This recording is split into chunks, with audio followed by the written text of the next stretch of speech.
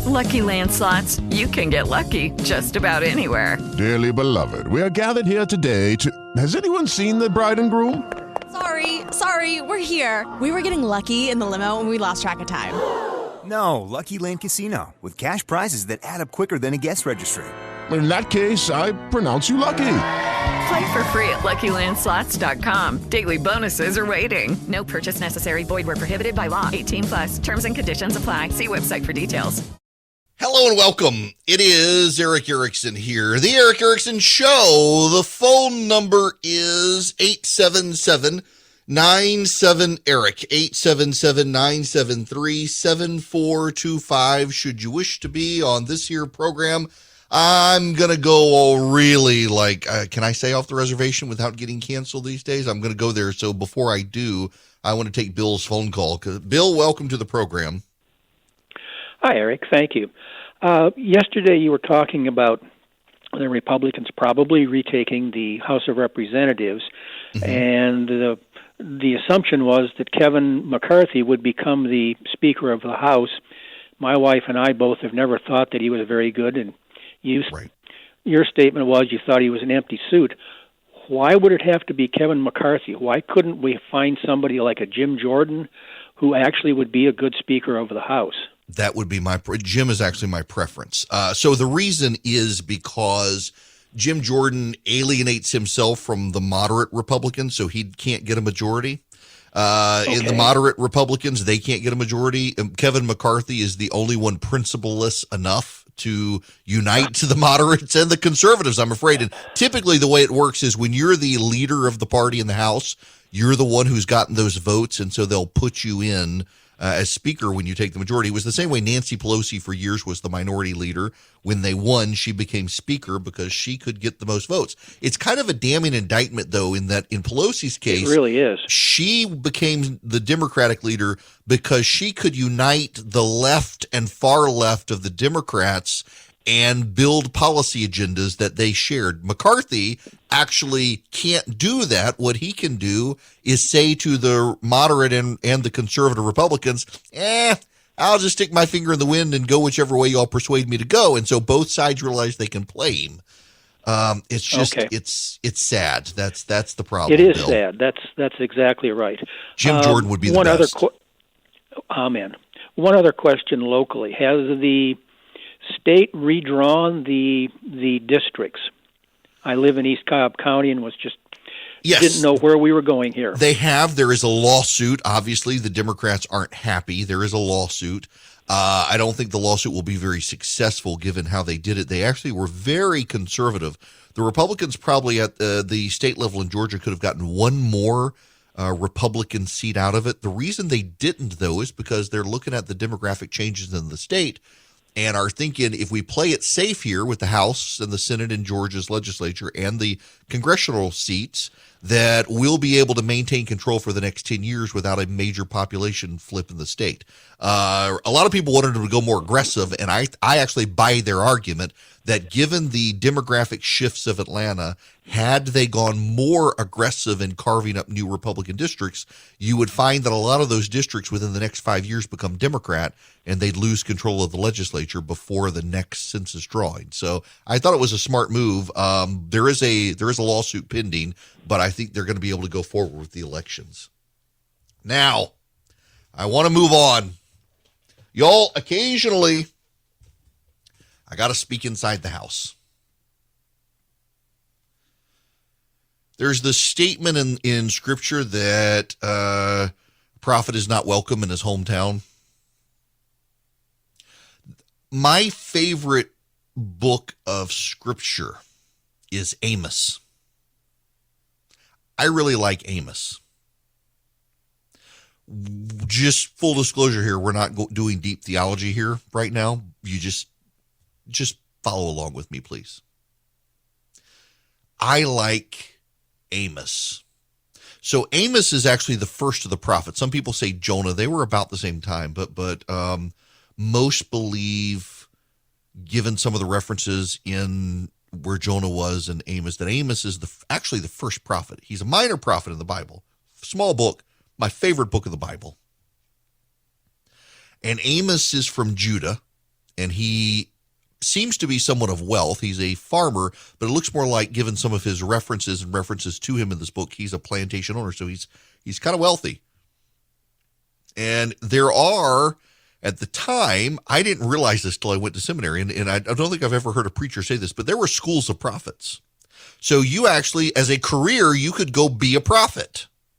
And we don't really know about a lot of these prophets. We have no idea what they said, and some of them were clearly bad at the job, given all the references to false prophets. Amos was not from a school of prophets. Amos was a farmer. And God shows up one day and says, hey, man, you're going to be my prophet, not to your own people, though. You're going to go north to Israel.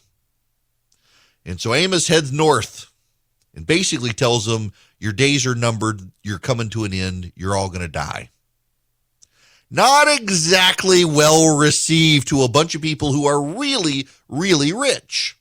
And one of Amos's points to them is that you're really, really rich right now because this is as good as it's going to get for you. Y'all are about to be wiped out, so this is kind of your mercy. He's tried to call you home, God has. He's tried to get you to come back to him. Y'all have ignored him, and now y'all are looking at all this wealth saying, hey, we must be doing something right. He must be happy. No, he's not happy, and in fact, the reason you're so rich is because he's kind of furious with you, and he's decided, I'm just going to give it all to him now because for eternity, they're going to have a hard time.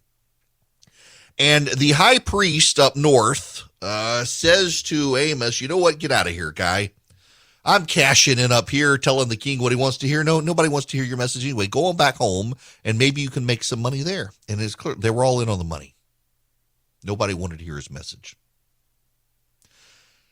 This happens a lot. You don't want to hear the message that's right because it's not pleasing to your ears. And there's a problem within, I think, the American church these days where people have had good times. I mean, if you're someone of faith in this country for a good long while now, you've had a pretty good time. You've had a pretty good run of it. A lot of churches have been mega churches. A lot of churches got really big. A lot of people got wealthy. And then COVID happened. I mean, in addition to all the other social things that happened, COVID happened. And a lot of people couldn't go to church for a while, and now they're not coming back. You got these massive churches out there. Big Sunday school rooms. Half the attendees. Turns out a lot of people found other things to do on Sunday other than worship their God.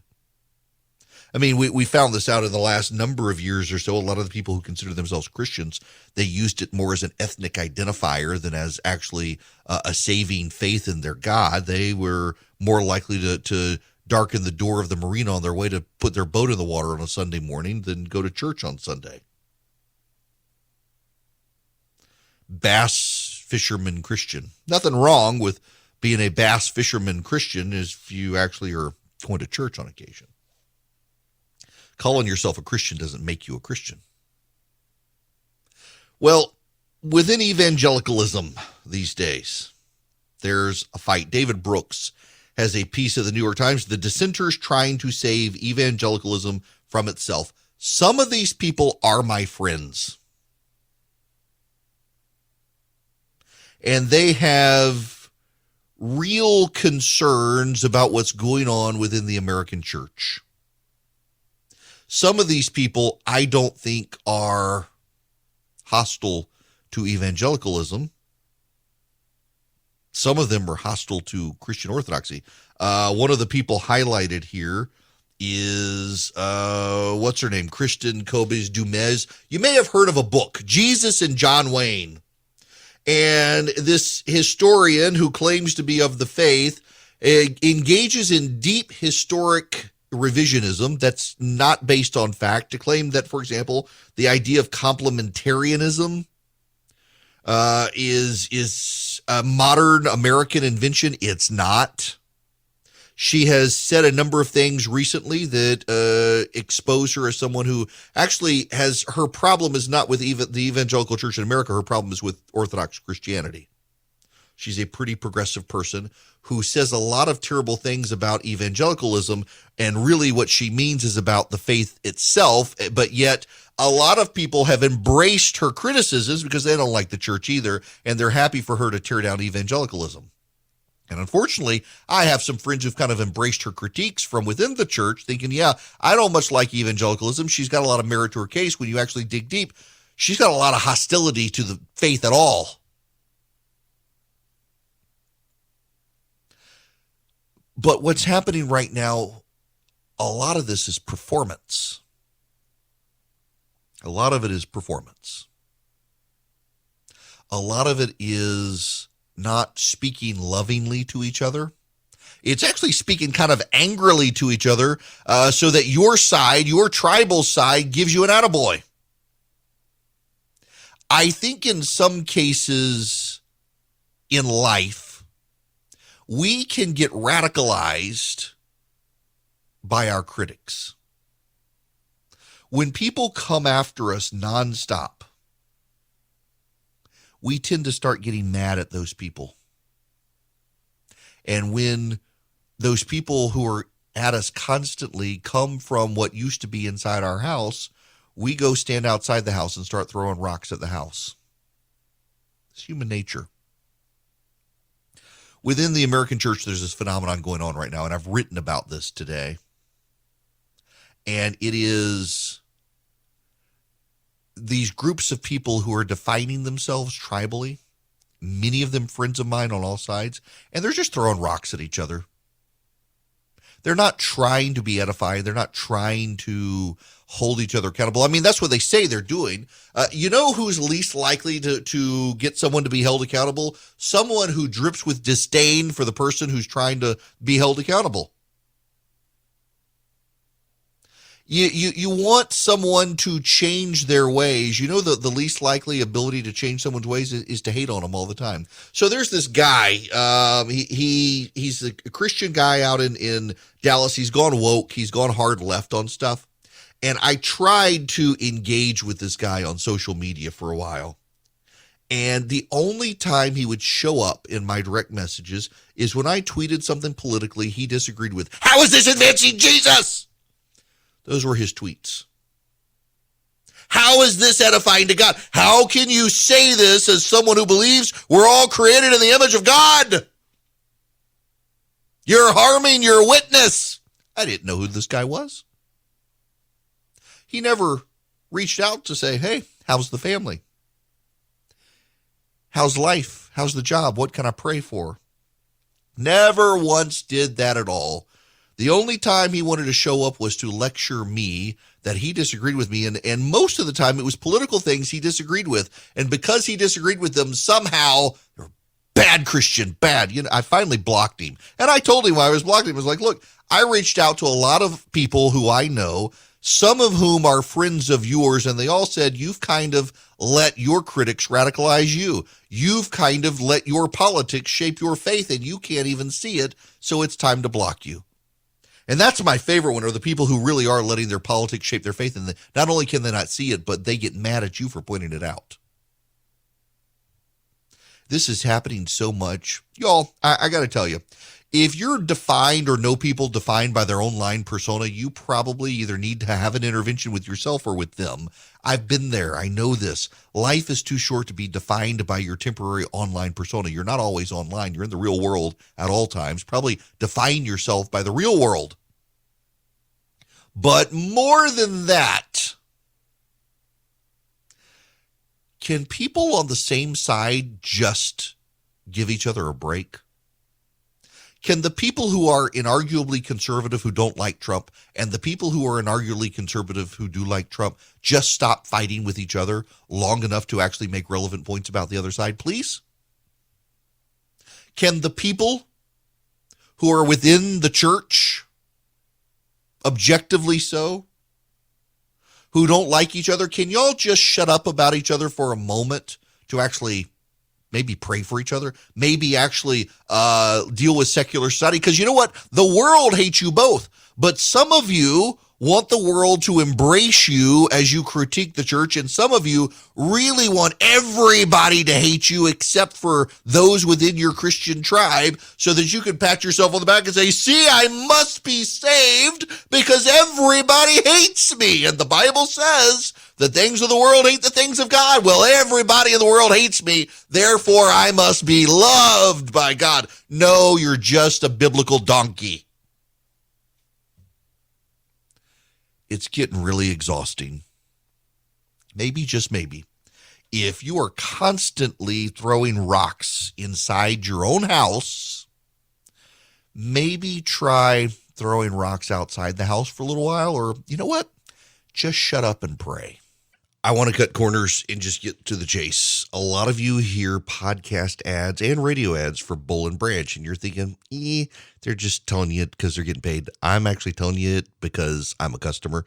We actually have Bull and Branch sheets, and yes, they are an ad. Yes, this is an ad, but yes, I really am a customer. I only like to do ads for companies that I really like, and I love Bull and Branch. So does my wife. My wife actually heard the ads, and she wanted to try the sheets, and now they are the sheets in our house. Bull and Branch does not cut corners. They make super soft, wonderful sheets. They use the softest organic cotton they can find. They get better with every wash. They soften and soften and soften, and they only use 100% sustainable raw materials. They're the first fair trade certified manufacturer of linen. You can feel as good about your Bull and Branch sheets as they feel against your skin. They are so soft. They don't get too hot. They don't get too cold. They're just great, and every wash improves them. That, I'm telling you, is one of the coolest things about these sheets. It's like sleeping on a new bed every time you wash the sheets. It's great. Now, you can experience the best sheets you've ever felt at bullandbranch.com. Get 15% off your first set of sheets when you use the promo code ERIC at checkout. That's Bull and Branch, BOLLAND branch.com, promo code ERIC, ERICK. Hello there, it is Eric Erickson here. The phone number 877-973-7425. This is bizarre. In Oakland, California, the kids who have showed up at school without masks on have been locked in a gymnasium, and the teachers were overheard saying, turn on the air conditioner to freeze them out. There are pictures being posted on social media. The police apparently have showed up to do a well check on the kids and let them out of the gym, and the kids are marching on the school system, and essentially they're protesting, saying Gavin Newsom didn't have to wear a mask at the football game. Why did I have to wear a mask? And Gavin Newsom himself is saying, oh, it was only for a short period of time, just for the photos, which isn't true, and he's doubling down on lying. Why should these kids take anything seriously when Gavin Newsom himself, I almost said, my gosh, is lying? All these people, the mayor of Los Angeles lying, saying, oh, I held my breath for my picture. No, we all know that that's not true. We all know it's not true. And it's really deeply frustrating to see so much of this. Really frustrating. But there you have it. Okay. When we come back, I wrote a very longer than I normally write piece today on my newsletter. I hope you'll get it and read it. You can text data to 33777. There's no charge. Text data to 33777. And I want you to read it, and I want to get into the real heart of it. In the next half hour. And because I got questions. I got lots and lots of questions. Meg Basham at the Daily Wire has done a report on Francis Collins. He just stepped down as the National Institutes of Health head. And I'm wondering, he's held out as a person of faith. A lot of things that were done, I think, having reached out and talked to people, are fairly explainable. Some of it, though, I do wonder if a Christian can do. I want to explore that. Hello there. It is Eric Erickson here. The phone number is 877-973-7425. Let's go to the phones. Michael, welcome to the program. How are you? Hey, Eric. Thanks for taking my call. I just had a question for you. I know that that you mentioned a few times Peter Thiel when he's come up in the news as you had a different, that you didn't really agree with his brand of what he's promoting in the conservative movement. I thought it was a pretty interesting topic whenever he comes up, and I just wanted to hear your thoughts and why you take a different view and disagree with his philosophy. Yeah, he's an interesting one in that he seems to be libertarian-ish in a lot of ways, but has begun funding, for example, Blake Masterson in Arizona and J.D. Vance in Ohio with more, both of whom have kind of gone pro-union, very populist, anti-trade, protectionist in ways that Thiel himself had not been in the past and himself seems to be. And he's making the rounds in Washington these days as if he wanted to run for president. Now he can't because he was born abroad, wasn't an American citizen at birth. But I'm a little bit concerned for this reason in particular in Thiel's issue, in that he has started making inroads to and having conversations within the Christian conservative community and claims that he converted, but seems not to want to ask about the deeper personal issues there. Peter Thiel is a gay man. And within Orthodox Christendom, I mean, I think y'all know where the church stands on these issues. And to claim conversion and not repentance, we've kind of been down this road before. It makes me a little skeptical when billionaires come throwing money in the room. We've seen this before. Frankly, we saw this with Mitt Romney in 2012 as well, throwing a lot of money at the conservative movement, getting endorsements for stuff, and that didn't work out well for him. So I'm concerned with what is Thiel's agenda, or Thiel, I guess it is. I've always been kind of fascinated with his background in technology and the like, but this getting into politics and some of the positioning of the candidates he's backing, being very pro-union, protectionist and the like, it just makes me wonder what else is going on behind the scenes. That's why I'm suspicious. There doesn't seem to be a lot of transparency there. And when billionaires start throwing money in politics without a lot of transparency, particularly when they start showing up places claiming their road to Damascus conversions without wanting to answer a lot of questions, alarm bells go off. That gets me to my next point. I have a question for you. Could a Christian work for the Nazis? Could a Christian work for the Nazis? I would say no, but I mean, history shows us that some of them did. They were just very bad Christians. Some of them claimed to be and definitely were not. I would think, the Nazis are evil. Now, and the Germans particularly did not like Christians. There has been some modern historic revisionism to try to say, oh, yeah, a lot of them were Christian. No, actually, the Nazis were actually deeply hostile to committed people of faith. They relentlessly attacked the Catholic Church, not just the Jews, the Catholics as well. Some of the modern historic hysteria about the Catholic Church and what they did or didn't do with the Nazis. In fact, the committed Christians were pretty much reviled by the Nazis. And I would have a hard time saying someone really was authentically a person of faith if they were collaborating with the Nazis. But where does the line get drawn? So I bring this up. Let's take Game of Thrones. Y'all know Game of Thrones. It's been off the air now a couple of years. I'll tell you, in full disclosure, I was a fan of the show. And I get a lot of heat from people in the Christian community for liking that show, and I really liked that. It took me for years to get into it. I was actually stuck in a hospital room. Had tried to watch it several times and just couldn't get into it with the nudity, the depictions of sex and violence and gruesomeness. And I was in a hospital room for about a week, recovering from clots in my lungs in 2016. There's a young nurse. He's in his 20s. I was the only person even close to his age on this cardiac unit floor. And I was watching Adult Swim one night around midnight, and he came in. There was a Game of Thrones marathon on, and he took the remote out of my hand, changed it, and wouldn't give me back the remote. And I was stuck, either sleep or watch it. And I was doing a lot of sleeping, so I was wide awake at night, and I kind of got hooked. Now, I had to watch it on delay so I could fast forward through all the goriness and inappropriate stuff. But it was a very compelling show, I thought. I'm not recommending you go watch it, but it was a compelling show. And I have a lot of friends who actually are very committed Christians who very much enjoyed the show and kind of had to watch it in a similar way. But let's be honest, this show had lots of depictions of not just sex, but violent sex, rape encounters, had lots of violence and grossness, decapitations and the like.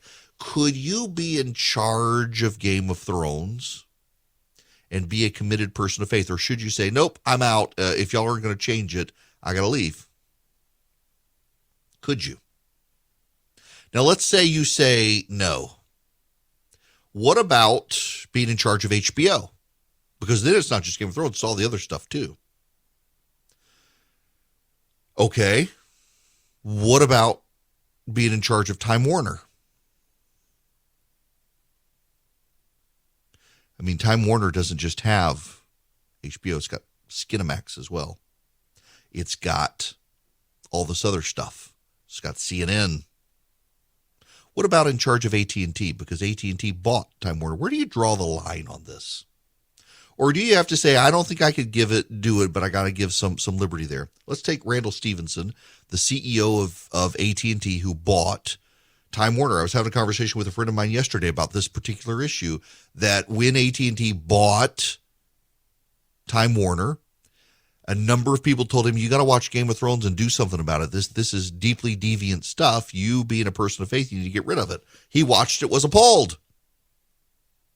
But Game of Thrones made a massive amount of money for HBO. You cancel Game of Thrones, you're probably getting yourself fired. Should he have given up the ghost? Should he have said, you know what? Cancel it. If not, I'm going to walk away. Should he have been willing to lose his job? Are you sure you know the dogmatic answer to this? Or can you embrace some idea of liberty in the decision-making? The Bible is not as clear on this answer as you may think. As a pastor I was talking to yesterday said, I can tell you that your body is a temple. You shouldn't smoke cigarettes. But the Bible itself doesn't say smoke cigarettes. I got to give you a little Christian liberty. I couldn't discipline a member of my congregation for smoking cigarettes. Could you discipline the head of AT&T, who owns a subsidiary, Time Warner, that owns a subsidiary, HBO, that owns a TV show that offends a lot of people of faith? Probably not.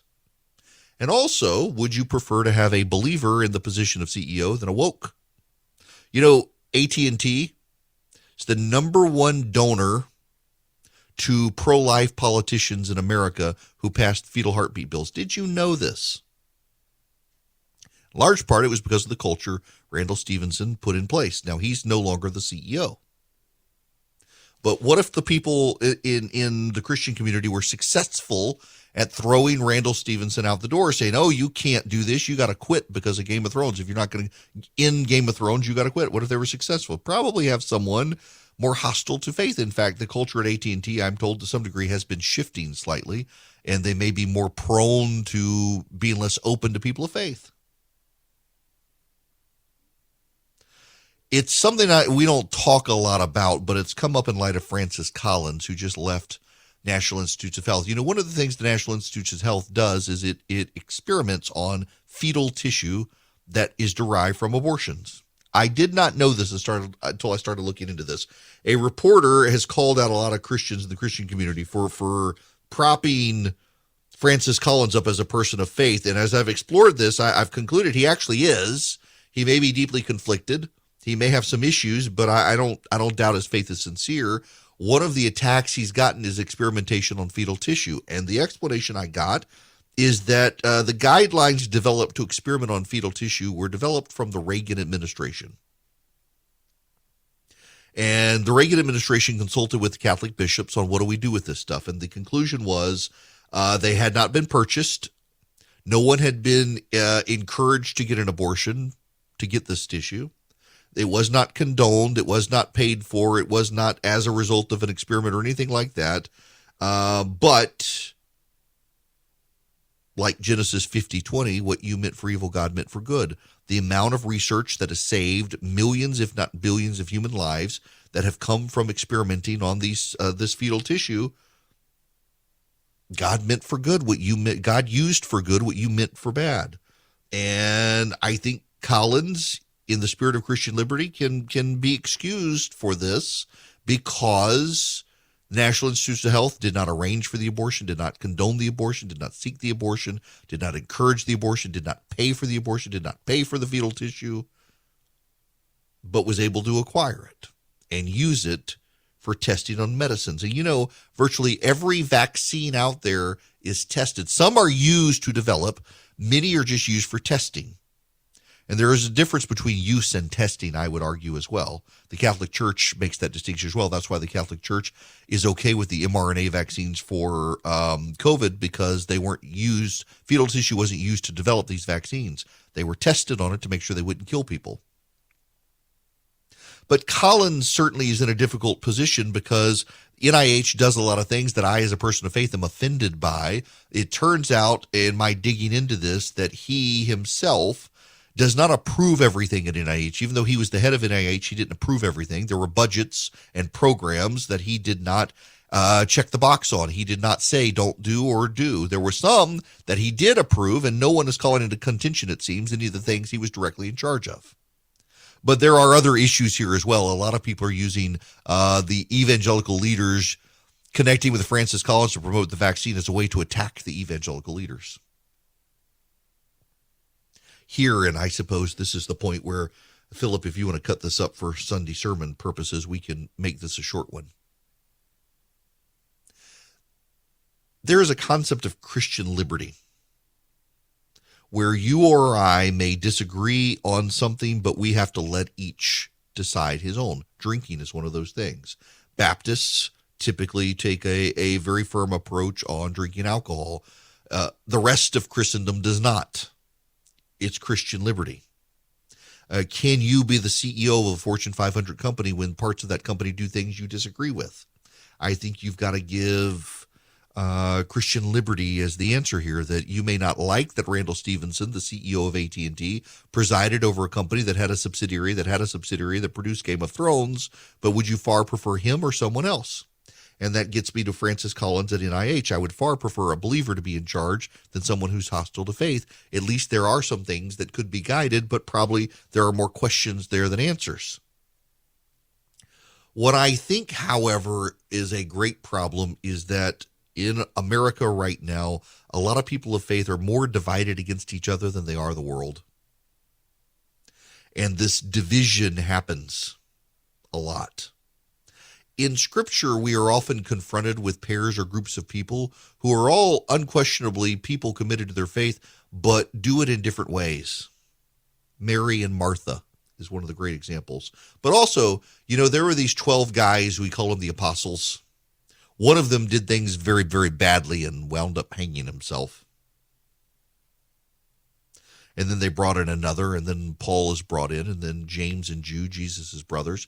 I'm reminded, Jude 5 says that Jesus rescued a people out of Egypt. Didn't say Moses did it. He said Jesus did it. Didn't say Yahweh did it. He said Jesus did it. That's Jesus' brother writing. One of the most powerful lines of Scripture in the entire Bible.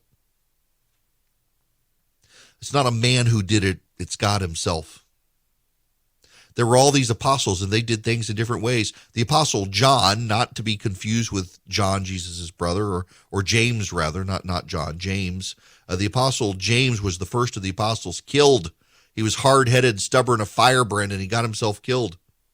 The apostle Thomas packed up and fled to India to share the gospel, southern India. The Portuguese were shocked when they arrived in India in the 1500s and found a group of Christians on the southern tip of India. Turns out it was the apostle Thomas had made it there before anybody else and shared the gospel. He did it his own way, at his own time, at his own pace, and no one was there saying, you're not Christian enough, you're doing it wrong. You should be doing it this way instead of that way. You should be using the King James Version instead of the ESV. My gosh, people want to tell each other how to do the job better these days when half of them aren't doing the job at all. Maybe at some point, instead of everybody squabbling with each other on how to do it, you just got to let God sort it out. Go do your own thing. Maybe instead of arguing with each other, you should be praying for each other a whole lot more. And maybe we should recognize that there are people who are put in positions of leadership who do things, and we would far prefer them to be there than not be there, even if we sometimes think they are in untenable positions for people of faith. Maybe we should be offering each other some grace in this. Right now, people within Christendom in the United States are fighting with each other more than they're fighting with the world. And they've all decided each other is accommodating the world in some way. Some of them have decided to be so repulsive to the world that they're never even going to pull people into the faith. They're just going to be getting attaboys from their fellow believers while really not able to share the gospel or being a good witness. And others are so hostile to people in faith, they're no longer edifying or helpful to people of faith and can't back up their brothers.